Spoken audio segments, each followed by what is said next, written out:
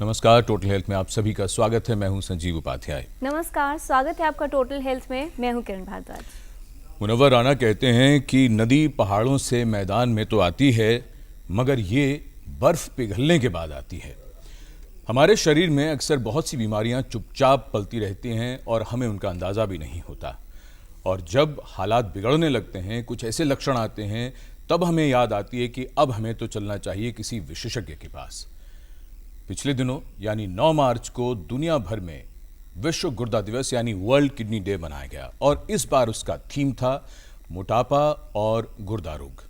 अगर हम बात करें मोटापे को लेकर तो कई बार ये बात बहुत अजीब सी लगती है कि दुनिया में एक तरफ लोग जहां कुपोषण और भुखमरी से भी मर रहे हैं, वहीं दुनिया की लगभग, ये 2014 का आंकड़ा है, लगभग 60 करोड़ लोग मोटापे के शिकार हैं। पुरुष हो या स्त्री, और तो और बच्चों में भी मोटापा देखा जा रहा है। और हमारी हालत यानी हमारे देश में भी हालत बहुत अलग नहीं है। यहाँ भी कई लोग मोटापे के शिकार हैं और मोटापा, जिसे बीमारियों का प्रवेश द्वार कहा जाता है, एक बार आ जाए तो जाता ज़रा मुश्किल से है। अगर बात करें क्रॉनिक किडनी डिजीज़ की तो आंकड़े ये बताते हैं कि पूरे विश्व में लगभग 10% लोग को क्रॉनिक किडनी डिजीज़ है। साथ ही अगर बात करें मोटापा, जिसे एक बड़ा कारण माना जा रहा है गुर्दे के रोग होने का, तो 2025 तक ये अनुमान लगाया जा रहा है कि तकरीबन 18% पुरुष और तकरीबन 21% महिलाएं विश्व में मोटापे से ग्रस्त होंगी। और जाहिर तौर पर विशेषज्ञ ये बताते हैं कि जो मोटापे से ग्रस्त लोग हैं उनमें 2% से 7% तक का खतरा जो है वो बढ़ जाता है गुर्दा रोग होने का। इसलिए बहुत ज़रूरत है इस खतरे को पहचानने की, ये समझने की कि कैसे इसे कम किया जा सकता है और कैसे बचाव हो सकता है गुर्दे की बीमारी से। गुर्दे की बीमारी के लिए मोटापा एक बहुत बड़ा खतरा है। इसीलिए कहा जाता है कि अगर मोटापे से बच गए तो गुर्दे की बीमारी का खतरा भी कम हो सकता है। लेकिन हम में से बहुत से लोग, जहाँ तक ऊर्जा की खपत की बात हो, खाने पीने की बात हो, तो उसमें चीनी, वसा और इस तरह की तमाम चीज़ें खाते रहते हैं और अगर शारीरिक श्रम की बात आए तो उससे बड़े दूर रहते हैं।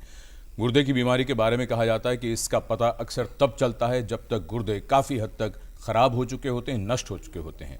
अक्सर मामलों में ये इरिवर्सिबल होता है, यानी गुर्दों को दोबारा ठीक नहीं किया जा सकता। कई मामलों में तो बात यहाँ तक आ जाती है कि फिर ट्रांसप्लांट ही एकमात्र विकल्प बनता है। जिंदगी को खतरे में न डालिए, मोटापे के खतरे को पहचानिए, ये संदेश इस बार विश्व गुर्दा दिवस पर दिया गया है। अगर बात करें गुर्दे ख़राब होने की और जब ज़रूरत आती है डायलिसिस की, यानी जिन लोगों को एंड स्टेज रीनल डिजीज़ हो जाती है, सन 2010 के ये अनुमान है कि इस वर्ष तक लगभग 26 लाख लोगों को विश्व भर में इस डायलिसिस की आवश्यकता पड़ी। ये आंकड़ा सन 2025 तक दुगना हो जाएगा, जिसके अंदर लगभग 54 लाख लोगों को डायलिसिस की आवश्यकता होगी। इसलिए ये समय है जागरूक होने का, ये खतरे को पहचानने का कि क्यों होते हैं गुर्दे के रोग, कौन से बड़े खतरे हैं हमारे गुर्दे के लिए और क्या कार्य होता है गुर्दे का, जिसे ठीक से चलाने के लिए कुछ सावधानियां हमें रखनी होंगी।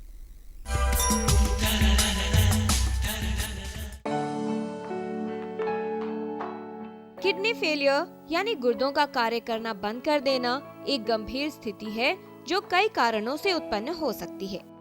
गुर्दे में खराबी या किसी बीमारी के प्रभाव से जिंदगी के लिए खतरा उत्पन्न हो सकता है। दरअसल गुर्दे मानव शरीर का एक महत्वपूर्ण अंग है जो कई कार्य करते हैं। गुर्दों के प्रमुख कार्य हैं शरीर से हानिकारक तत्वों को मूत्र के रूप में अलग करना, रक्त से हानिकारक तत्वों को अलग करना, शरीर में पानी, तरल पदार्थ और खनिजों का संतुलन बनाए रखना, रक्तचाप को नियंत्रित रखना और रक्त कणों के उत्पादन में सहायता करना। हड्डियों की मजबूती बनाए रखने के लिए गुर्दे विटामिन डी को सक्रिय रूप में परिवर्तित करते हैं, जो भोजन से कैल्शियम के अवशोषण, हड्डियों और दांतों के विकास और हड्डियों को मजबूत व स्वस्थ बनाए रखने के लिए आवश्यक होता है। यदि गुर्दे प्रभावित हो जाएं, तो कार्य ठीक से नहीं कर पाते। ऐसा कई कारणों से हो सकता है, कोई संक्रमण, दवा का प्रभाव या फिर कोई बीमारी। मोटापा, उच्च रक्तचाप और हृदय रोग जैसे कारक गुर्दों को प्रभावित करते हैं। समय के साथ गुर्दे की कार्य क्षमता पर असर पड़ने लगता है। गुर्दे अगर प्रभावित होने लगे तो पैरों में सूजन, एनीमिया से खून की कमी, उल्टी, थकावट, पेशाब में खून आना और कुछ अन्य लक्षण हो सकते हैं। गुर्दे की बीमारी होने पर कुछ सावधानियां रखना जरूरी होता है। यदि गुर्दे कार्य करना बंद कर दें तो डायलिसिस या गुर्दे के प्रत्यारोपित करने की आवश्यकता होती है। ऐसी स्थिति से बचाव के लिए सावधानी जरूरी है। साथ ही जरूरी है ये जानकारी होना कि कौन से कारक गुर्दों के लिए हानिकारक हो सकते हैं और गुर्दों को स्वस्थ रखने के लिए क्या किया जाए। किरण भारद्वाज, डीडी न्यूज। अगर 2014 के मुताबिक लगभग 60 करोड़ लोग ओवरवेट तो नहीं, लेकिन अगर ओबीस की श्रेणी में आते हैं तो ओवरवेट की अगर संख्या देखें तो ये लगभग 2 अरब के करीब है, जो वयस्कों को लेकर है। खतरा बहुत बड़ा है और इसमें क्या बच्चे, क्या जवान और क्या स्त्री, क्या पुरुष, सभी इसकी चपेट में हैं। ओवरवेट और ओबेसिटी ये दोनों ही खतरे इतने ज़्यादा हैं जिनसे बचना बेहद ज़रूरी है। न सिर्फ हमारे गुर्दों के लिए बल्कि कई और बीमारियों से भी बचा जा सकता है अगर हम मोटापे से दूर रहें। लेकिन फ़िलहाल अपने गुर्दों को हम कैसे स्वस्थ रखें जानते हैं विशेषज्ञों से। इस विषय पर विस्तार से बात करने के लिए हमारे साथ स्टूडियो में विशेषज्ञों का खास पैनल मौजूद है। तो आइए उनका परिचय आपसे करा दें। हमारे साथ हैं doctor Yasir Rizvi, associate professor and head department of nephrology from Safdarjung hospital, doctor Sandeep Mahajan, professor department of nephrology from all India institute of medical sciences, नमस्कार, and Dr. Sandeep Agrawal, Professor, Department of Surgical Discipline from All India Institute of Medical Sciences. नमस्कार। आज का जो विषय है जाहिर तौर पर सभी के लिए महत्वपूर्ण हो जाता है, क्योंकि जो लोग मोटे हैं उन्हें खतरा है गुर्दा रोग होने का, तो सभी के लिए ज़रूरत है इस जानकारी को लेने की। तो आइए चर्चा की शुरुआत करते हैं। डॉक्टर संदीप महाजन, हम आप ही से समझने की कोशिश करें। इस बार का जो थीम है वर्ल्ड किडनी डे का, वर्ल्ड किडनी डे पर जब हम बात करते हैं किडनी डिजीज और ओबेसिटी की, मोटापे की और गुर्दा रोग की, इस विषय के संदर्भ में ज़रा हमें समझाइए कितना महत्वपूर्ण हो जाता है ये सब। देखिए, मोटापा दिल के लिए अच्छा नहीं है, ये हम सब लोग जानते हैं, लेकिन मोटापा किडनी को भी अपने आप में नुकसान पहुंचा सकता है, ये शायद बहुत कम लोग जानते हैं।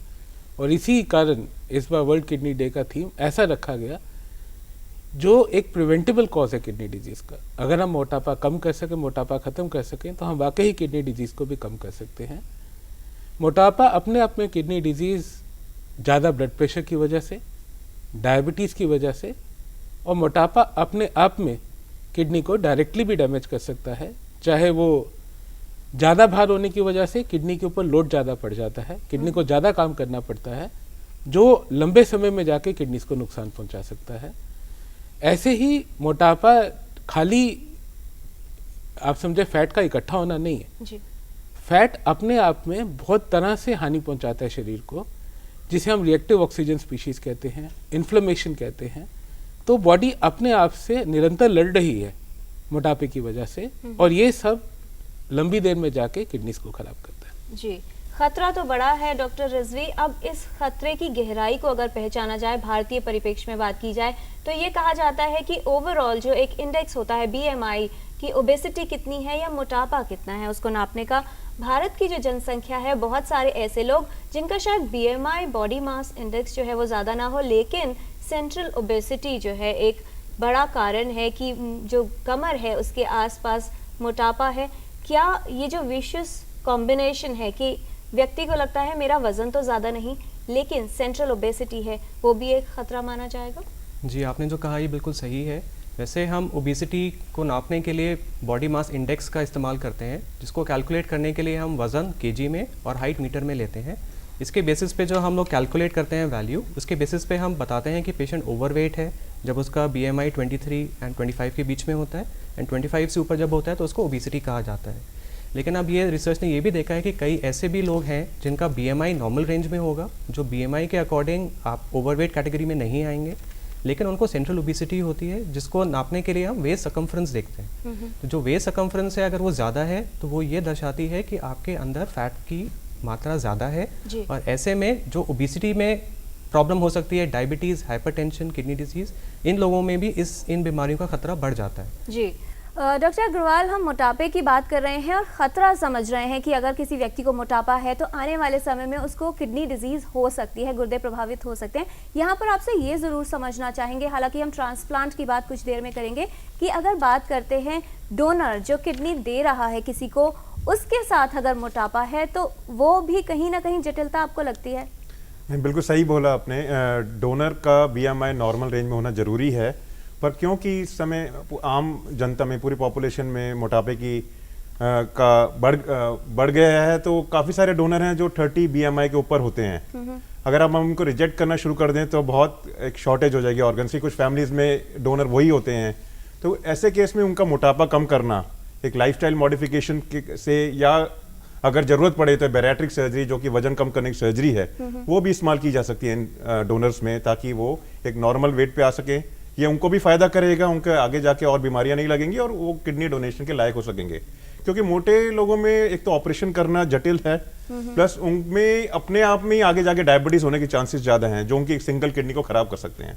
तो बहुत ज़रूरी है कि एक डोनर ऑप्टिमाइज किया जाए, उनको एक सही वेट कैटेगरी में लाया जाए, चाहे वो लाइफस्टाइल मॉडिफिकेशन से हो या और सर्जरी से हो। जी डॉक्टर अग्रवाल, आप ही से एक और सवाल हम पूछना चाहेंगे, और वो ये कि बहुत से लोगों के मन में ये प्रश्न भी आ सकता है, मोटापे के खतरे के बारे में लोग पढ़ते हैं, जानते हैं, वो तो एक चीज़ हो गई, लेकिन दूसरी तरफ बहुत से लोग ये भी कहते हैं कि जो सभी मोटे हैं उनकी तो किडनी, उनके तो गुर्दे नहीं खराब हो रहे, हमको तो नहीं बीमारी हो रही, हम तो बड़े खुश रहते हैं। एक ये भी परसेप्शन है लोगों के दिमाग में, जहन में, कि जो मोटे होते हैं वो खुश ज़्यादा रहते हैं, या जो खुश होते हैं वो मोटे हो जाते हैं।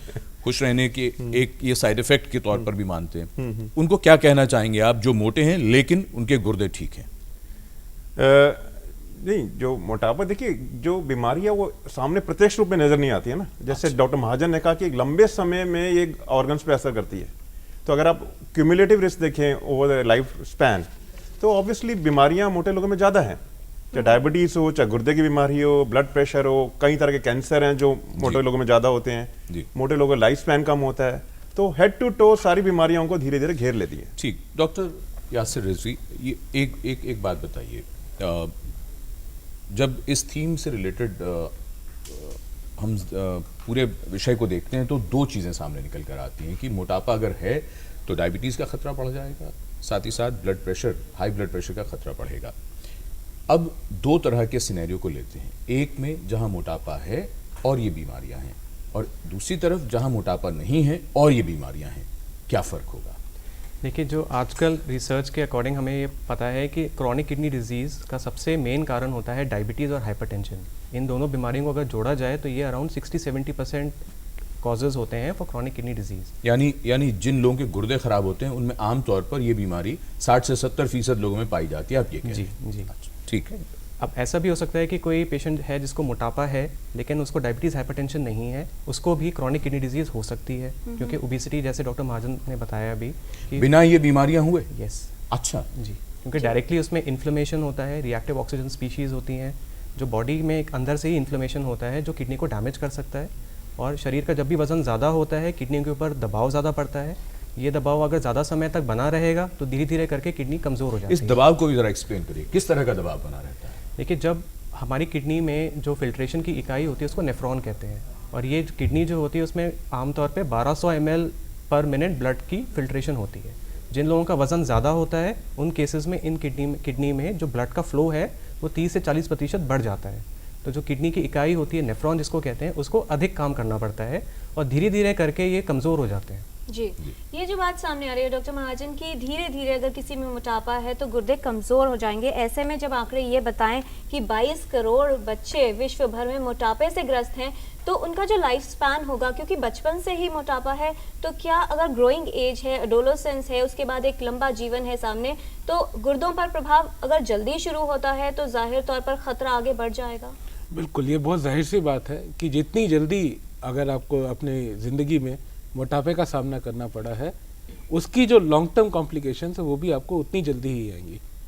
जैसे कि आजकल हम देख रहे हैं, पहले होता था कि जो टाइप 1 डायबिटिक है वो छोटे बच्चों में होता है, टाइप 2 डायबिटिक बड़ों में होता है जी। लेकिन मोटापा जल्दी आने की वजह से आजकल टाइप 2 डायबिटीज़ भी बच्चों में आने लग गया है। ऐसे ही जब ये बच्चे बड़े होंगे जो आज मोटे हैं, किडनी की जो परेशानी हम 60-70 साल की उम्र में या 50 साल की उम्र में देख रहे हैं, हो सकता है वही परेशानी हम 30 साल की उम्र में देखें। अस्वस्थ बचपन अस्वस्थ जीवन की आगे आधारशिला। जी डॉक्टर अग्रवाल, अब बच्चों की भी बात हो रही है कि जो बच्चे अगर मोटे हैं तो वो मोटे वयस्क भी बनेंगे। बिल्कुल। फिर वही बात है, घूम फिर कर आजकल के अगर हम जीवन शैली की बात करते हैं, वो कौन से फैक्टर्स को आप आइडेंटिफाई करने चाहेंगे? क्योंकि हम अगर मोटापे को समझने की कोशिश करेंगे तो जाहिर सी बात है कारणों की ज़रूर हम बात करें। बताइए ज़रा। देखिए, बहुत गलत धारणा है सोसाइटी में कि ये जेनेटिक है मोटापा। जी, सब फैमिली में सभी मोटे हैं इसलिए जेनेटिक कॉज है, पर वो ऐसा नहीं है। वो फैमिली में सभी इसलिए मोटे हैं कि फैमिली में लाइफस्टाइल ही खराब है। मेनली फूड हैबिट्स में high calorie foods, sugary foods, आप केक या पेस्ट्री खाते हैं तो हर एक महीने में 1 या 2 पार्टीज हो जाती हैं, तो वो आप जो एक्स्ट्रा खाते हैं अपनी नॉर्मल रोटी और चावल के अलावा, वो नुकसान करता है। लोग उसको कभी काउंट नहीं करते अपने खाने में। किसी भी आप हम बहुत सारे मोटे लोगों को देखते हैं सर्जरी के लिए, उनसे पूछते हैं कि भाई आप क्या खाते हैं, कहते हैं हम तो 2 रोटी खाते हैं बस। तो अगर आप उन सब कैलोरीज को गिने जो हार्मफुल कैलोरीज हैं, जो sugar, high calorie, high carbohydrate food है, वो एक बहुत बड़ा कारण है। और दूसरा कारण तो सबको एक कॉमन सेंस है कि हमारी एक्टिविटी कम हो गई है। जो हम लोगों को 1 घंटा रोज फिजिकल एक्टिविटी करनी चाहिए अपने नॉर्मल काम के अलावा, अलग से अपने लिए 1 घंटा निकालना चाहिए, वो बहुत कम लोग निकाल पाते हैं। उस बात को महत्व देते नहीं है। और आजकल सब चीज़ें रिमोट कंट्रोल्ड हो गई हैं, तो वो आपकी जो खर्च, एनर्जी एक्सपेंडिचर है, वो कम हो गया है। तो ओवरऑल एनर्जी इनटेक और एनर्जी एक्सपेंडिचर में बहुत बड़ी डिस्क्रिपेंसी हो गई है। इसका ये एक बहुत ही कॉमन सेंस कारण है मोटापे का, और एक जेनेटिक नहीं है। बहुत कम इंस्टेंस जेनेटिक होता है, बट दैट्स एक्सट्रीमली अनकॉमन। जी डॉक्टर रिजवी, धीरे धीरे गुर्दों पर प्रभाव होता है अगर बीमारी हो गुर्दे की, तो जाहिर तौर पर ये तो कहा जाता है कि जब शुरुआती दौर होता है तो उसमें किसी तरह के लक्षण नहीं आते। तो अगर गुर्दे प्रभावित होने लगे हैं, लक्षण क्या होंगे और कितने समय में आएंगे? जो ये क्रॉनिक किडनी डिजीज़ जो हम टर्म यूज़ करते हैं, उसको एक EGFR एक कैलकुलेशन होता है, उसके बेसिस पे हमने 5 स्टेजेस में डिवाइड किया है। तो CKD के जो शुरुआत के स्टेजेस होते हैं, स्टेज 1 और 2, उसमें गुर्दे में कमज़ोरी होती है, लेकिन इसके बावजूद मरीज़ को कोई सिम्टम्स नहीं होते। उनको पता ही नहीं चलेगा कि उनको कोई किडनी की बीमारी है। लेकिन जैसे ही किडनी का फंक्शन और डाउन होता है और वो CKD स्टेज 3 या स्टेज 4 में आते हैं, तब उनको धीरे धीरे हो सकता है कि कुछ सिम्टम्स आना शुरू करें, जैसे पैरों में सूजन आ सकती है, थोड़ा सा काम करने पे थकान हो जाए, पैदल थोड़ा सा चलेंगे उसमें उनको सांस फूलने लगेगा, पेशाब की मात्रा कम हो सकती है, या पेशाब में उनको लगेगा कि यूरिन में लगेगा कि झाग आ रहा है। लेकिन शुरुआत में ये सिम्टम्स इतने माइल्ड होते हैं कि वो मरीज़ उसको नज़रअंदाज कर देते हैं। तो किडनी का बीमारी जल्दी डिटेक्ट नहीं हो पाता है, और किडनी की बीमारी बाय नेचर धीरे धीरे करके प्रोग्रेस करती है। तो अगर ये इनिशियल स्टेजेस में पिकअप नहीं होती है, बाद में आगे बढ़ती जाती है, तो सिम्टम्स और ज़्यादा वर्सन हो जाते हैं। तब जाके पेशेंट अपना चेक कराते हैं, तब मालूम पड़ता है कि उनको किडनी का बीमारी है। इस बात पर चर्चा आगे करेंगे, क्योंकि ये बड़ी महत्वपूर्ण बात है, लक्षणों को पहचानना और इसके खतरे को कम करना। फिलहाल छत्तीसगढ़ से लिपिका हैं टेलीफोन लाइन पर। लिपिका जी, आपका स्वागत, पूछें सवाल। सर, हमें ये पूछना है कि हमारे पापा की एज 60 साल है, उनको कई सालों से क्रॉनिक किडनी डिजीज है, उनका क्रिएटिनिन 1.5 है। वो नेफ्रोलॉजिस्ट के पास जाते हैं और रोज रेलमीसाट 80 करके एक दवाई खाते हैं। उनके प्रोटीन भी निकलता है थोड़ा बहुत यूरिन में। सर, उनको ब्लड प्रेशर भी है साथ में, कई सालों से वो कंट्रोल में रहता है दवाइयाँ खाने से। सर, अब डॉक्टर ने उनको एंजियोग्राफी सजेस्ट की है हार्ट की। सर, वो जो एंजियोग्राफी की डाई रहती है, सर हमने सुना है कि वो किडनी में नुकसान पहुंचाती है। तो सर प्लीज, जो हमारे 2 सवाल है, पहला ये कि ये बताएंगे कि एंजियोग्राफी की डाई किस तरह से किडनी को नुकसान पहुंचाती है, क्या वो रिवर्सिबल डैमेज होता है, और दूसरा ये कि इस तरह के नुकसान से किडनी को बचाने के लिए कि कौन कौन से एहतियात करें ताकि ये क्रिएटिनिन 1.5 से ही बना रहे, बढ़े नहीं। जी बिल्कुल। डॉक्टर महाजन, क्या कहना चाहेंगे? आपने पूरा सवाल सुना इनका। देखिए, इस सवाल से 2 बहुत इंपॉर्टेंट मैसेजेस सामने आए हैं। एक, ब्लड प्रेशर अगर अच्छा कंट्रोल करें कुछ दवाइयों से, तो किडनी की डैमेज की प्रोग्रेशन को काफ़ी धीरे किया जा सकता है, जैसे कि इनकी केस में चल रहा है। और दूसरा जो बहुत इंपॉर्टेंट विषय सामने आया है, वो ये है कि कुछ दवाइयाँ या कुछ प्रोसीजर्स, जैसे जो कंट्रास्ट है, ये किडनीज को आगे जाकर नुकसान पहुँचा सकता है। आजकल कुछ नए किस्म के कंट्रास्ट आ गए हैं जो बहुत कम किडनी को डैमेज करते हैं, और अगर हम एडिक्वेट प्रिकॉशंस लें, अगर हम बराबर जांच करें, अच्छा पानी की मात्रा रखें, जो दवाई है अभी ब्लड प्रेशर की ले रहे हैं उसको बदल के कुछ दिन के लिए दूसरी दवाई दे दें और कम से कम मात्रा में कंट्रास्ट का इस्तेमाल करें, तो किडनी की डैमेज काफ़ी कम देखी गई है। ऐसा नहीं कि बिल्कुल नहीं होती, लेकिन बहुत कम होती है। और फॉर्चुनेटली ज़्यादातर ये बीमारियां अगर सुपरवाइज्ड जो कंट्रास्ट प्रोसीजर्स हैं अगर हम सुपरवाइज करें जी, तो रिवर्सिबल होते हैं। ऐसा नहीं कि वो डैमेज परमानेंट रहती यानी है। एंजियोप्लास्टी के लिए जो डाई इंजेक्ट की जाएगी, अगर वो हम विद प्रिकॉशंस लें हाँ, तो उसमें किडनी डैमेज होने का खतरा काफ़ी कम है। और अगर उससे हम किसी और बीमारी से बच सकते हैं, जैसे हार्ट की कोई मेजर परेशानी है उसको अगर हम ठीक कर सकते हैं, जी।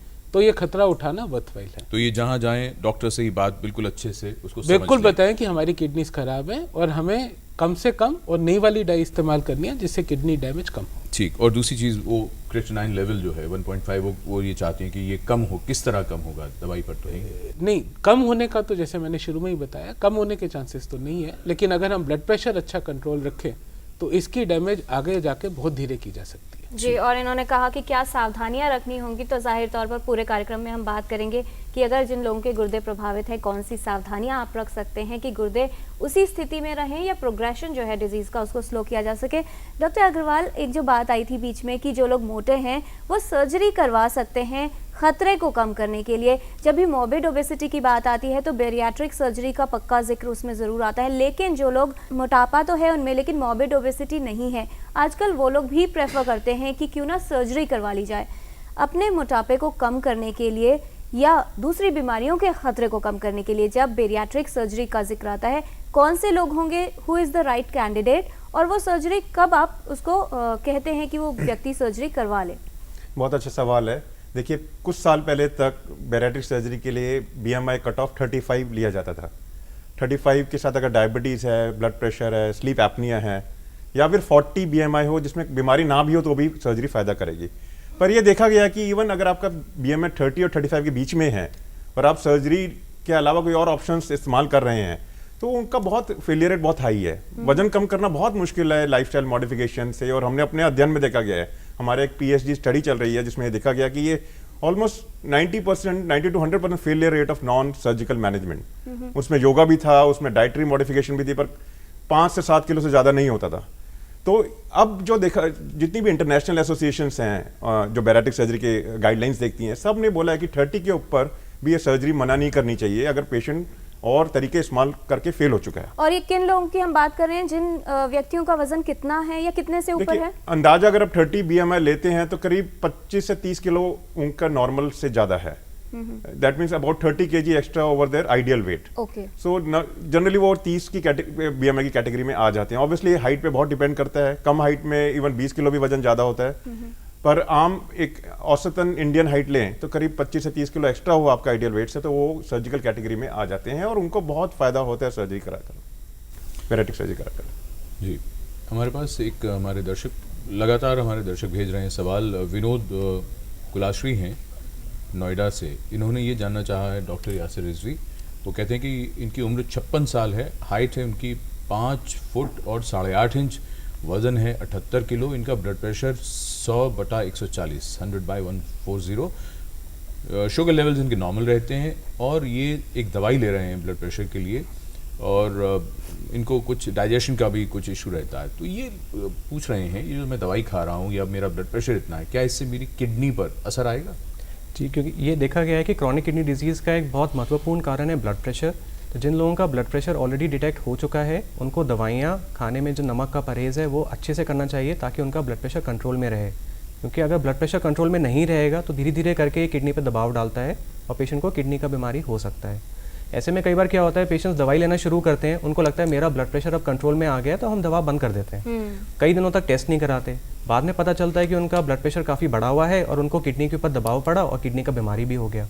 तो मेरी राय इनसे यही रहेगी कि इनको ब्लड प्रेशर है, अच्छा है कि अभी पता चल गया, दवाइयों से कंट्रोल में रखें, नियमित रूप से अपने ब्लड के और यूरिन के टेस्ट कराते रहें ताकि इसमें किडनी डिजीज़ के बारे में उनको पता रहेगा कि उसका क्या स्टेटस है किडनी का। जी, एक और छोटी सी बात आपसे ये समझ लें, नमक को लेकर जो बात हो रही है, सॉल्ट इनटेक किस तरह से होना चाहिए और किन चीज़ों का ज़रूर ध्यान रखना चाहिए, उस पर थोड़ी सी बात कर लेते हैं। जी, आमतौर पे जो हम लोग डाइट लेते हैं उसमें सॉल्ट का इंटेक काफ़ी ज़्यादा होता है और कई बार हमने देखा है कि लोग खाने में ऊपर से भी नमक डाल के उसको इस्तेमाल करते हैं। जी।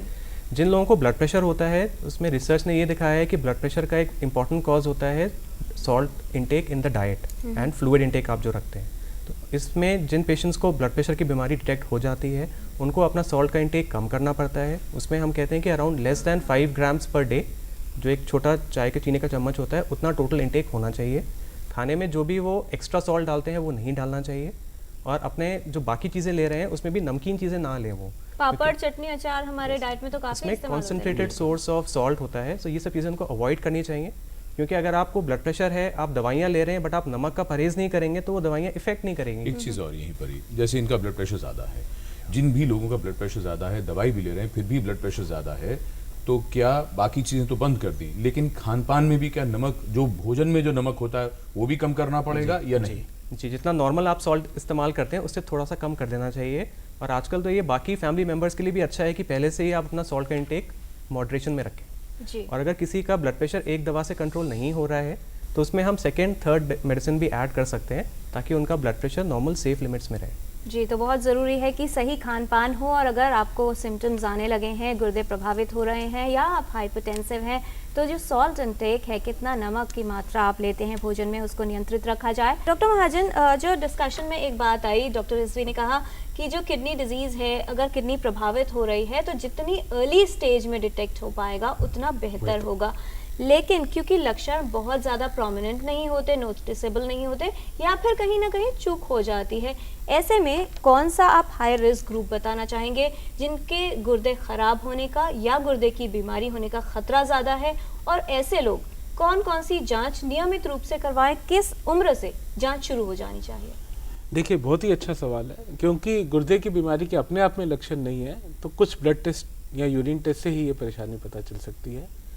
सबका कराना शायद इतना पॉसिबल ना हो, तो जो हाई रिस्क ग्रुप जिनको हम कहते हैं उसमें वो लोग जिनके फैमिली में किसी को किडनी की परेशानी है, जिनकी उम्र 60 साल से ज़्यादा है, जिनको कोई और बीमारी है, जैसे हमने अभी बात करी ब्लड प्रेशर की, डायबिटीज़ की, मोटापे की, इन सब मरीज़ों को रेगुलरली अपने गुर्दे की जांच करानी चाहिए। औसतन 6 महीने से 1 साल में एक बार पेशाब का या खून की जांच ज़रूर करानी चाहिए। पेशाब के टेस्ट बहुत आसान है, आपको पहला या दिन का दूसरा सैंपल यूरिन के लिए देना है, देखने के लिए कि कितना प्रोटीन लूज कर रहे हैं। कई बार ये सबसे पहली एबनॉर्मेलिटी होती है, ये सबसे पहला टेस्ट होता है जो खराब होता है।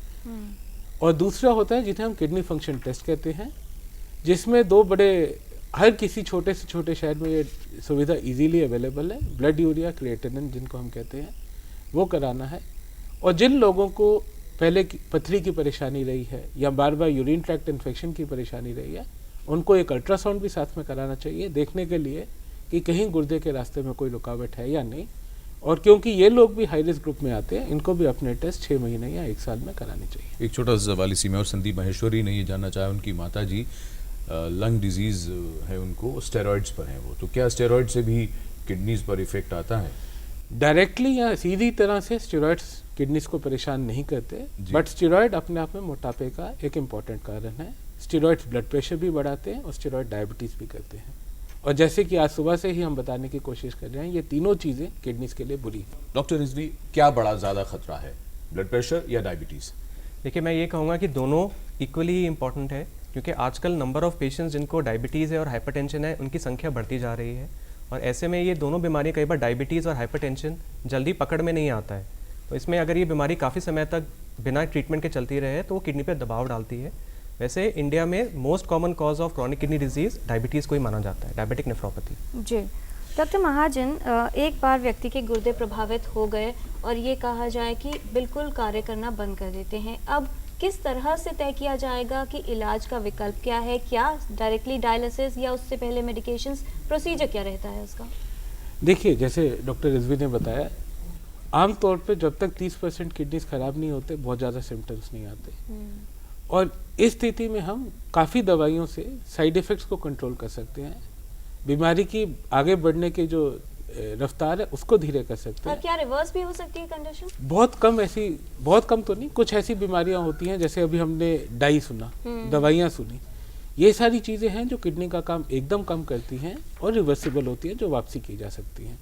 लेकिन अगर हम क्रॉनिक किडनी डिजीज़ की बात कर रहे हैं तो क्रॉनिक किडनी डिजीज़ अपने आप में रिवर्सिबल नहीं है, और जब 15% से कम किडनी का काम हो जाए तब हम मरीज़ को समझाते हैं कि ये स्थिति अब आ गई है और अब आपको आगे डिसाइड करना है कि क्या विकल्प चूज़ करना चाहते हैं। हमारे पास 3 विकल्प रहते हैं। एक तो जो डायलिसिस, जिसे हम खून की डायलिसिस कहते हैं, जिसमें हॉस्पिटल में हफ्ते में 2 या 3 बार जाके आपको खून की डायलिसिस करवानी है। एक डायलिसिस जो घर पे ही कर सकते हैं, जिसे हम पेट की डायलिसिस कहते हैं, वो कर सकते हैं। नहीं तो ये समय है देखने के लिए कि उसके प्रियजनों में कोई उसके लिए गुर्दा देने को तैयार है या नहीं। जी। एक बार हम डेजिग्नेट कर देते हैं कि ये पेशेंट की आगे मोडालिटी उसने चूज़ की है, तो उसके हिसाब से आगे तैयारी रखते हैं। अगर उसने आगे हीमोडायलिसिस पे जाना है तो एक छोटा सा ऑपरेशन करके हाथ में फिस्टुला बनवा देते हैं। अगर पेरिटोनियल डायलिसिस या घर की डायलिसिस पे जाना है तो उसकी ट्रेनिंग आगे चलते हैं। और अगर उसने ट्रांसप्लांट की ऑप्शन चुनी है तो डोनर एक डेजिग्नेट करके उसकी तैयारी कर लेते हैं। लेकिन चालू कब करते हैं डायलिसिस या ट्रांसप्लांट, वो लक्षण आने के ऊपर है, या जब मात्रा किडनी में जो पदार्थ हैं जिनको हम टॉक्सिन्स कहते हैं उसकी बहुत ज़्यादा हो जाए तभी। जी। तो आज टोटल हेल्थ में हम बात कर रहे हैं गुर्दा रोग के बारे में और ये जान रहे हैं कि मोटापा कितना बड़ा खतरे का कारक है गुर्दों के लिए और कैसे गुर्दे की बीमारी से बचाव किया जा सकता है। एक छोटा सा ब्रेक लेते हैं और ये लौटकर वापस आते हैं, फिर बात करेंगे कि कैसे अपने गुर्दों को आप स्वस्थ रख सकते हैं। ये तमाम जानकारी लेंगे विशेषज्ञों से इस छोटे से ब्रेक के बाद। Now the National News Channel of India, live on your mobile phone. Get the news on the go. Watch top videos, get the latest news and continuous news on your mobile phone. Download DD News app now. Visit the Android Play Store, search for DD News, download the app to your phone. Get the power of information at your fingertips. DD News. Only news, complete news.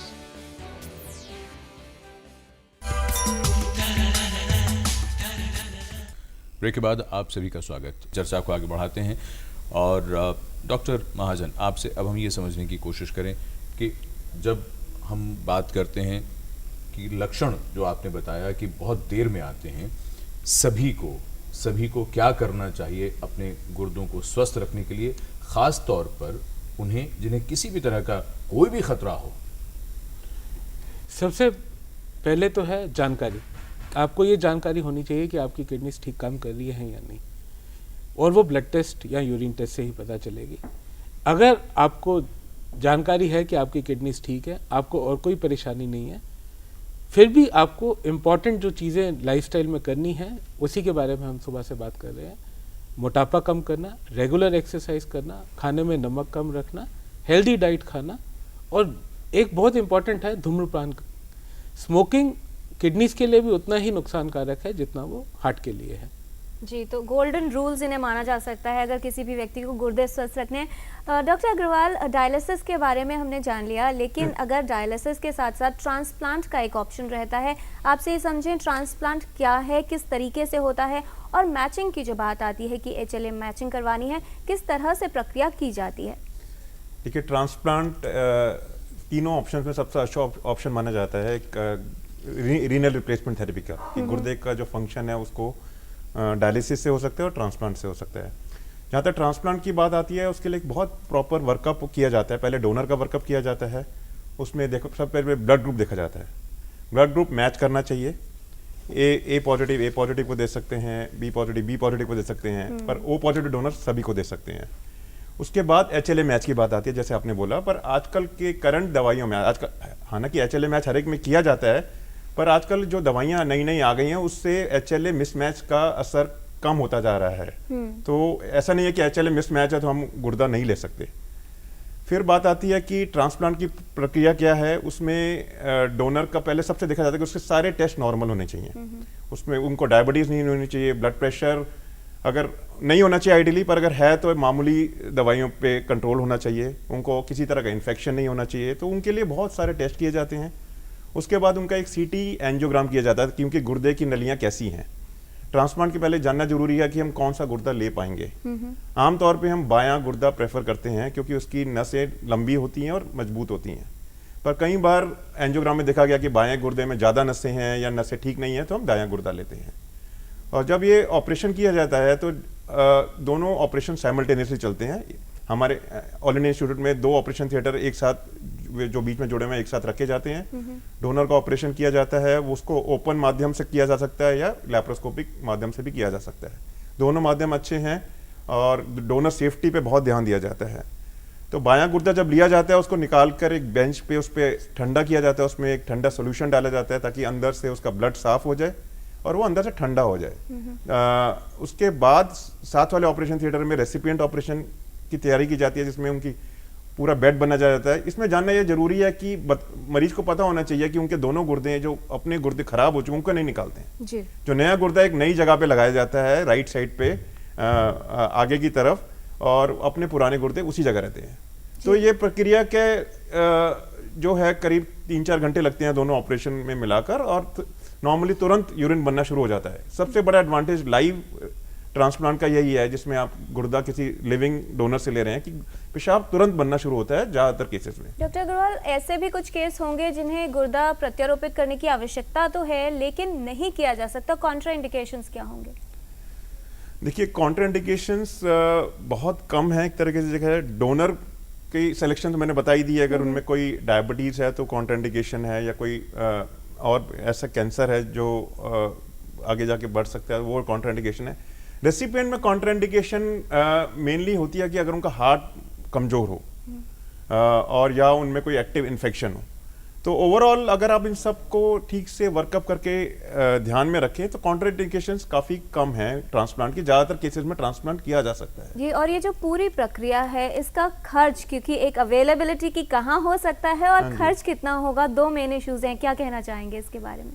देखिए, availability की जहाँ तक बात है कि transplant आजकल बहुत सरकारी अस्पतालों में भी बहुत अच्छे प्रोग्राम्स हैं, एम्स में हैं और जो बड़े अस्पताल हैं दिल्ली में और बाहर, बहुत काफ़ी बड़े प्रोग्राम्स हैं जहाँ अच्छे नंबर में ट्रांसप्लांट किया जाता है। उसके अलावा प्राइवेट में तो ट्रांसप्लांट हो ही रहे हैं।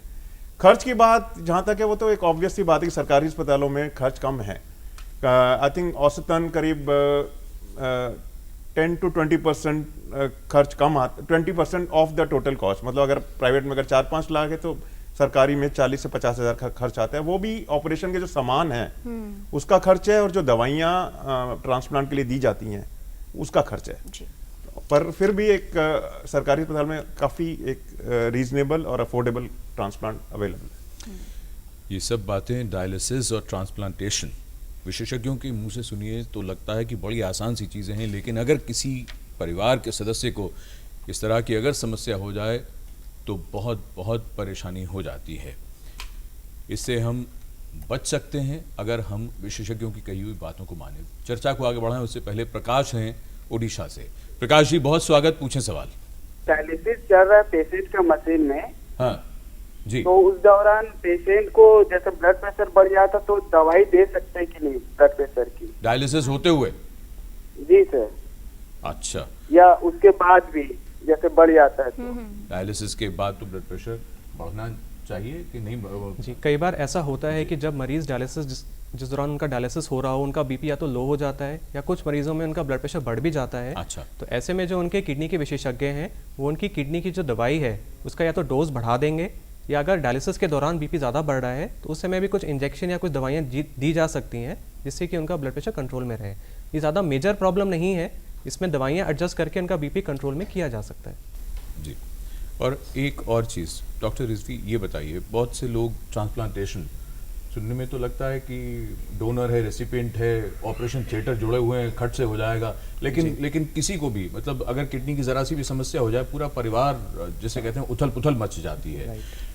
सिर्फ डायलिसिस के लिए चक्कर लगाते लगाते लोग हाँफने लगते हैं और समझ में नहीं आता कि किधर जाएं, और एक बार हो गया दोबारा भी जाना है, डेट नहीं मिल रही है वगैरह वगैरह। एक चीज़ बताइए डॉक्टर रिजवी, डायलिसिस पर किसी व्यक्ति को कितने अरसे तक रख सकते, क्या जीवन भर ऐसा हो सकता है? जी, डायलिसिस में जो आपके विशेषज्ञ हैं वो आपको बताएंगे कि हफ्ते में कितनी बार डायलिसिस की ज़रूरत है। ऐसे में आमतौर पे कम से कम 2 या 3 बार हफ्ते में डायलिसिस कराना आवश्यक होता है। अगर पेशेंट्स प्रॉपरली अपना हफ्ते में 2 या 3 बार डायलिसिस कराएंगे तो आमतौर पे 4 से 5 साल तक 50 से 60% मरीज़ बिल्कुल ठीक रहते हैं। जी। लेकिन इसमें इम्पॉर्टेंट बात ये होती है कि किडनी बीमारी के अलावा उन मरीज़ों में और बीमारी भी हो सकती है, उनको डायबिटीज़, हार्ट की प्रॉब्लम या स्ट्रोक भी हो सकती है। तो ऐसे कई फैक्टर्स होते हैं जिस पे पेशेंट का सर्वाइवल डिपेंड करता है। लेकिन अगर पेशेंट सही तरह से अपनी दवाइयाँ लें, खाने में परहेज़ रखें, डायलिसिस टाइम पे कराएं, तो उनकी जो जीवन जीवन शैली में परिवर्तन रखेंगे तो उनका जीवन कई सालों तक बिल्कुल ठीक रह सकता है। डॉक्टर महाजन, क्या डायलिसिस के साथ कुछ कॉम्प्लिकेशंस भी हो सकती हैं? और ख़ास तौर पर आपने पेरिटोनियल डायलिसिस की बात की, कितने लोग अफोर्ड कर सकते हैं कि वो घर पे ही पेरिटोनियल डायलिसिस करा लें? देखिए, और ये सुविधा कहाँ कहाँ मौजूद है? देखिए, पेरिटोनियल डायलिसिस उतनी ही डायलिसिस की सुविधा है जैसे बाकी डायलिसिस है। अगर सरकार सपोर्ट करे तो डेफिनेटली काफ़ी बढ़ सकती है। कॉम्प्लिकेशंस की बात कर लें थोड़ी। कॉम्प्लिकेशंस में अगर हम हीमोडायलिसिस देखें तो हीमोडायलिसिस की जो इम्पोर्टेंट कॉम्प्लिकेशंस हैं, ड्यूरिंग डायलिसिस ब्लड प्रेशर का कम या ज़्यादा होना, जी। कई बार कुछ इन्फेक्शंस हैं हीमोडायलिसिस में, जैसे हेपेटाइटिस बी, हेपेटाइटिस सी, जो ड्यूरिंग डायलिसिस हॉस्पिटल्स में ट्रांसमिट हो जाती है। जी। अगर हम पेरिटोनियल डायलिसिस की बात करें तो उसमें पेरिटोनाइटिस या ड्यूरिंग डायलिसिस इन्फेक्शंस कॉमन है। ये इंपॉर्टेंट कॉम्प्लिकेशंस हैं।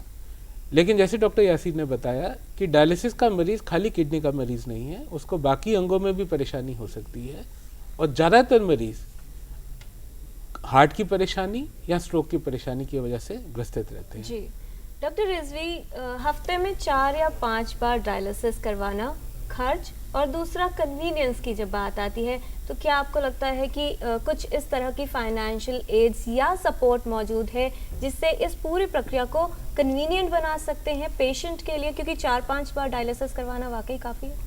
जो patients and stage renal disease के होते हैं उनको हफ्ते में 2 या 3 बार डायलिसिस कराना होता है, और उनकी जो दवाइयों का खर्चा आता है उसमें उनका खर्चा 20 से 25 हज़ार रुपये तक का हो सकता है महीने का। कुछ लोगों का तो ये इंश्योरेंस में कवर्ड होता है, या जो ESI या CGHS जैसे पैनल पे हैं तो वो उनकी कंपनी उनको देती है। लेकिन जो लोग इतना अफोर्ड नहीं कर सकते हैं उनके लिए ये है कि जितने भी सरकारी हॉस्पिटल्स हैं वहाँ पे अधिकतर दवाइयाँ फ्री ऑफ कॉस्ट मिलती हैं। और अगर किसी पेशेंट को अपना खर्चा उठाने में दिक्कत आ रही है तो गवर्नमेंट की कुछ स्कीम्स हैं, जैसे राष्ट्रीय आरोग्य निधि है, या स्टेट लेवल पे कुछ उनके हेल्थ फंड्स होते हैं, वहाँ पे वो अप्लाई करके अपने खर्चे का जो भी इनका खर्चा हो रहा है बीमारी के लिए उसको उनको असिस्टेंस मिल जाती है। जी, और ये जो सुविधा है डॉक्टर महाजन कि डायलिसिस कहाँ करवाया जाए, क्योंकि जाहिर तौर पर अगर इतनी बार करवाना है और नंबर ऑफ पेशेंट्स भी काफ़ी है, तो क्या इस प्रक्रिया को या अवेलेबिलिटी की जो इशू आता है, क्या उपलब्ध हो जाए ये फैसिलिटी, इसके लिए कुछ कदम उठाए जा रहे हैं? माननीय मुख्यमंत्री और फाइनेंस मिनिस्टर जी ने लास्ट ईयर ही बजट में हर डिस्ट्रिक्ट हॉस्पिटल में डायलिसिस लाने की बात की थी। हर डिस्ट्रिक्ट हॉस्पिटल में 4 या 5 डायलिसिस मशीन रखे जाने की बात की थी, जो अपने आप में एक बहुत बड़ा इनिशिएटिव है। अगर हम ये कर पाए तो शायद हम डायलिसिस की सुविधा बहुत सारे लोगों तक पहुंचा सकते हैं। जी ठीक है, एक छोटा सा सवाल लेते हैं। दीपशिखा कपूर हैं डॉक्टर महाजन, वो ये जानना चाहती हैं कि जम्मू से इनकी उम्र 24 वर्ष है, BMI 29 है, 29 है इनका BMI। इन्होंने लिखा है that I am having renal stone in both the kidneys and mild hydronephrosis. I am taking proper medication but due to that I am having severe back ache issue. इनको बहुत ज़्यादा पीठ दर्द है। इन्होंने कहा है कि डॉक्टर ने कहा है कि रीनल स्टोन जो है इसकी वजह से ये समस्या हो रही है, तो इसके इलाज क्या है? देखिए, गुर्दे अपने आप में सेंसिटिव ऑर्गन नहीं, अपने आप में पेन नहीं करते। पथरी की वजह से ज़रूर दर्द हो सकती है, और अगर पथरी है तो आजकल बहुत सारे तरीके हैं पथरी को निकालने के। अच्छा। जिसमें बिना ऑपरेशन के भी पथरी निकाली जा सकती है, और छोटे से मिनिमल लेप्रोस्कोपिक सर्जरी के द्वारा भी पथरी निकाली जा सकती है जी। जो कि दोनों बहुत आसानी से किए जा सकते हैं। लॉन्ग टर्म स्टोन डिजीज जैसे मैंने बताया किडनीज को डैमेज कर सकते हैं और आगे जाके किडनीज को खराब कर सकते हैं, तो इनको डेफिनेटली इसको एड्रेस करने की जरूरत है। जी, एक मैं जरा चीज ऐड करना चाहूँगा, क्योंकि दोनों गुर्दे में स्टोन है और इनको कमर में दर्द भी है, तो इनको स्टोन बनने का कारण भी इवैल्यूएशन होना चाहिए। अच्छा। कैल्शियम का, सीरम का, पेशाब में कितना कैल्शियम जा रहा है, वो भी एक आई थिंक एक टेस्ट जरूरी है, क्योंकि दोनों तरफ पथरी है इनको। जी, तो आज हम बात कर रहे हैं गुर्दा रोग और मोटापे का कितना खतरा होता है किडनी डिजीज में। इस विषय पर टोटल हेल्थ में ये समय है सेगमेंट हेल्थ पहेली का। एपिसोड 664 में हमने आपसे पूछा था कि नाक, कान और गले की समस्याएं होने पर इनमें से क्या करना उचित है। 4 ऑप्शंस आपके पास थे। सही जवाब है ऑप्शन डी, नाक, कान या गले की अगर समस्या होती है तो एक ENT विशेषज्ञ को दिखाना बेहद ज़रूरी है। कौन बने हैं इस पहेली के लकी विजेता, ये भी हम आपको बताएंगे। उससे पहले देखते हैं क्या सवाल है आज की हेल्थ पहेली में।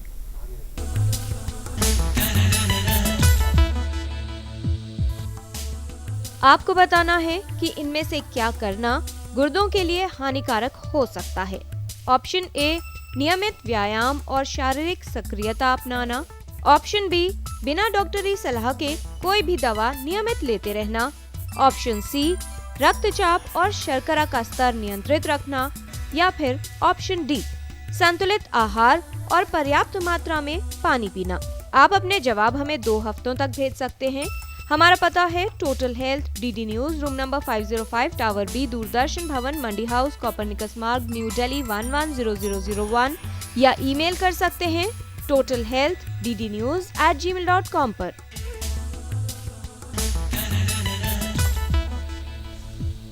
तो आप भी लिख भेजिए हमें इस पहेली का सही जवाब और शामिल हो जाइए हमारे हेल्थ क्विज कॉन्टेस्ट में।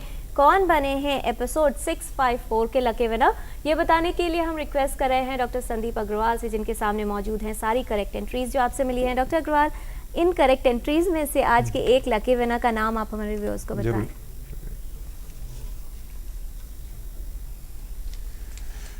लकी विनर हैं मिस्टर SS वशिष्ठ, ये मुनीर का न्यू दिल्ली से हैं। SS वशिष्ठ, इनको बहुत बधाई। और अब हम शुरू करते हैं रैपिड फायर, यानी छोटे छोटे सवाल और छोटे छोटे जवाब। पहला सवाल डॉक्टर रिजवी आप ही को जा रहा है। गुर्दे की बीमारी का खतरा दुनिया में बेहद ही कम है। नहीं, ये गलत है, क्योंकि डायबिटीज़ और हाइपरटेंशन के पेशेंट्स की संख्या बढ़ती जा रही है और इन पेशेंट्स में गुर्दे की बीमारी होने का खतरा है। तो इनको अपने टेस्ट करा के अपनी चीज़ों को कंट्रोल में रखना चाहिए। डॉक्टर महाजन, गुर्दे 2 होते हैं, इसलिए एक गुर्दा अगर खराब भी हो जाए तो दूसरे गुर्दे से काम चल सकता है। एक गुर्दा जैसे जो डोनेट करता है एक ही गुर्दे पे रहता है, लेकिन आगे उनको जाके ज़्यादा ध्यान रखना है, क्योंकि भगवान के दिया हुआ जो एक गुर्दा 2 गुर्दे का सिक्योरिटी है वो खत्म हो गया। उनको अपने उस गुर्दे का बहुत ध्यान रखना है, कोई और बीमारी और नहीं होने देनी। डॉक्टर अग्रवाल, गुर्दे खराब होने के लक्षण तभी आते हैं जब बहुत देर हो चुकी होती है। ये बात बिल्कुल सही है। गुर्दे की बीमारी केवल रेगुलर टेस्ट से ही पता चलती है। जैसे डॉक्टर महाजन ने कहा कि गुर्दे 15% की फंक्शन रह जाए तभी जाकर कोई सीरियस लक्षण आते हैं। जी डॉक्टर रिजवी, अगर व्यक्ति का BMI ज़्यादा ना हो, जैसा भारत में होता है अक्सर कि पूरे ओवरऑल मोटे नहीं होते, तो क्या ये माना जाए कि उन्हें गुर्दे के रोग का खतरा नहीं है? नहीं, जिन पेशेंट्स में चाहे BMI नॉर्मल हो लेकिन उनको सेंट्रल ओबेसिटी है, तब भी उनको डायबिटीज़, हाइपरटेंशन और गुर्दे के रोग होने का खतरा रहता है। डॉक्टर महाजन, मोटापा सिर्फ बड़ों में असर डालता है, बच्चों में कोई असर नहीं डालता गुर्दों पर? बच्चों में भी मोटापा उतना ही बुरा है जितना बड़ों के लिए, और उनके लिए लाइफ स्पैन ज़्यादा है तो डैमेज होने के चांसेस भी ज़्यादा है। डॉक्टर अग्रवाल, मोटापा सिर्फ उन्हीं लोगों के गुर्दों को ख़राब करेगा जिनकी उम्र ज़्यादा है, या लंबे समय तक मोटापा बहुत अधिक है? नहीं, मोटापा तो हर एक जैसे श्रेणी, हर एक एज कैटेगरी में नुकसानदायक है, और आई थिंक मोटापा एक बीमारी है, उसमें मान के चलना चाहिए। डॉक्टर रिजवी, अगर व्यक्ति मोटा है लेकिन उसका ब्लड प्रेशर सामान्य है तो उसे चिंता की कोई बात नहीं है? नहीं, जिन लोगों को मोटापा है उनको डायबिटीज़ का खतरा है, किडनी बीमारी का खतरा है, स्ट्रोक का भी खतरा होता है। वो ये ना सोचें कि उनको और कोई बीमारी का खतरा नहीं है। डॉक्टर महाजन, कितना ब्लड प्रेशर गुर्दों के लिए हानिकारक या खतरनाक माना जाए? अगर ब्लड प्रेशर लगातार नियमित मात्रा, जो तय मात्रा 130, 140, 90 से ज़्यादा है तो वो हानिकारक है। डॉक्टर अग्रवाल, ब्लड प्रेशर बढ़ने से क्या सभी के गुर्दे खराब हो जाएंगे? नहीं, ब्लड प्रेशर अगर कंट्रोल रहे, जैसे अगर वो दवाइयाँ नियमित रूप से लें तो गुर्दे पे असर का बचाव हो सकता है। डॉक्टर रिजवी, मोटापे से मधुमेह का खतरा अधिक होगा या उच्च रक्तचाप का? डायबिटीज़ का खतरा 90% होता है, उच्च रक्तचाप का 65 to 75% रिस्क होता है। डॉक्टर महाजन, क्रॉनिक किडनी डिजीज यानी CKD होने की वजह क्या है? डायबिटीज़, ब्लड प्रेशर, पथरी की परेशानी, दवाइयों का सेवन, चाहे वो एलोपैथिक हो चाहे वो आयुर्वेदिक हो। जी डॉक्टर अग्रवाल, क्या क्रॉनिक किडनी डिजीज से बचाव किया जा सकता है?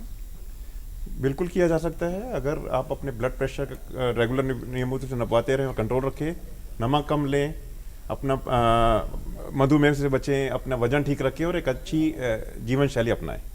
डॉक्टर रिजवी, गुर्दे की बीमारी एक बार होने पर क्या वो बाद में हमेशा के लिए ठीक की जा सकती है? गुर्दे की बीमारी दो तरह की होती है। एक होता है अक्यूट किडनी फेलियर, जिसमें अगर आप जिस कारण से किडनी में दिक्कत आई है उस बीमारी को ठीक करेंगे, किडनी नॉर्मल हो जाती है। लेकिन क्रॉनिक किडनी डिजीज़ में जो किडनी है वो धीरे धीरे करके श्रिंक हो जाती है साइज़ में, तो उसको दवाइयों से हम नॉर्मल नहीं कर सकते। जी डॉक्टर महाजन, क्या क्रॉनिक किडनी डिजीज़ में जो प्रभाव है गुर्दों पर, उसके प्रोग्रेशन को स्लो या कम या बंद किया जा सकता है? उसको काफ़ी हद तक स्लो किया जा सकता है, बट पूरी तरह से रोका नहीं जा सकता। डॉक्टर अग्रवाल, किडनी फेलियर क्या होता है? किडनी फेलियर का मतलब ये है कि अगर आपकी किडनी फंक्शन इतनी ख़राब हो जाए कि आपको दूसरे माध्यम की ज़रूरत पड़े, जैसे डायलिसिस की या ट्रांसप्लांट की, तब वो उसको एक किडनी फेलियर माना जाता है कि किडनी अपने आप में शरीर के पॉइजन्स या टॉक्सिन्स हटा नहीं पा रही है। डॉक्टर रिजवी, मूत्र की जांच यूरिन टेस्ट से ही क्या पता किया जा सकता है कि गुर्दे की बीमारी है या नहीं? गुर्दे की बीमारी पता करने के लिए आप ब्लड में यूरिया और क्रेटिनिन की मात्रा टेस्ट कर सकते हैं और यूरिन में प्रोटीन और आरबीसीज देख सकते हैं। ये दो ऐसे टेस्ट हैं जो किडनी बीमारी को जल्दी पकड़ने में मदद करते हैं। और साथ में अल्ट्रासाउंड भी किया जाता है, जिससे पता चल सकता है कि कहीं किडनी में कोई और दिक्कत तो नहीं है। डॉक्टर महाजन, व्यक्ति को नियमित रूप से रक्त जांच करानी चाहिए या यूरिन टेस्ट कराना चाहिए, और क्रिएटिनिन लेवल से क्या पता चलेगा?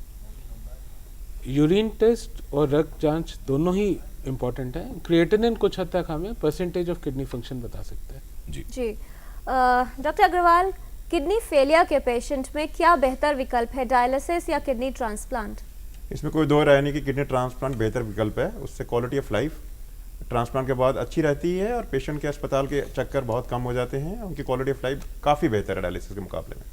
जी, और अब ये लास्ट राउंड, हम चाहेंगे आप अपने संदेश भी इसमें शामिल कर दें। डॉक्टर रिजवी, आप इसे शुरू करते हैं।